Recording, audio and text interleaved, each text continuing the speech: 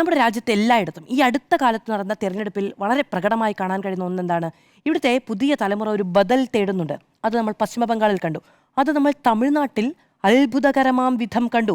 നിലവിലുള്ള ഒരു സംവിധാനത്തെ പൊളിക്കാനുള്ള ഒരു ത്വര നമ്മുടെ പുതിയ തലമുറയ്ക്കുള്ളിൽ ഉണ്ടാകുന്നുണ്ട്.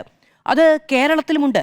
ആ നിലയ്ക്ക് നമ്മുടെ ഒരു ജെൻസി എന്ന് നമ്മൾ വിശേഷിപ്പിക്കുന്ന യുവത്വം വലിയ തോതിൽ ഇപ്പോഴത്തെ സംവിധാനം എന്താണോ അതിനെ പൊളിക്കാനുള്ള ഒരു ത്വര ഉള്ളിൽ പേറുന്നുണ്ട് എന്ന് ഈ അടുത്ത കാലത്ത് നടന്ന തിരഞ്ഞെടുപ്പുകളിൽ കണ്ടിട്ടുണ്ട്.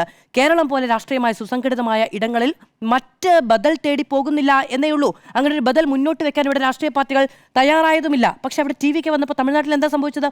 വലിയ തോതിൽ യുവാക്കളുടെ അടക്കം വോട്ട് അവിടേക്ക് കിട്ടുന്നത് അവർക്കൊരു പുതിയ ബദൽ കിട്ടുന്നു എന്നൊരു ചിന്തയിൽ നിന്നാണ്.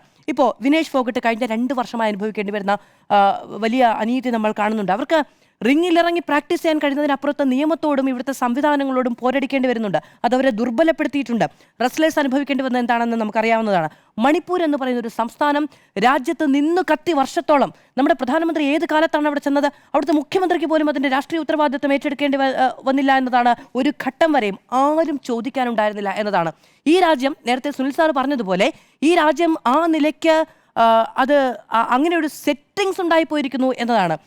എന്തക്രമം ഉണ്ടായാലും എന്തനീതി ഉണ്ടായാലും രാഷ്ട്രീയമായി ചെറുക്കാൻ ഒരു വലിയ സംവിധാനം ഇറങ്ങി പുറപ്പെട്ടാൽ നിശബ്ദരായി പോവുക എന്നത് നമ്മുടെയൊക്കെ ചോരയിൽ ശീലമായി എഴുതപ്പെട്ടിരിക്കുന്നു എന്നുള്ളതാണ്. അവിടെയാണ് ഒരു ബദൽ ഉയർത്തപ്പെടുന്നത്.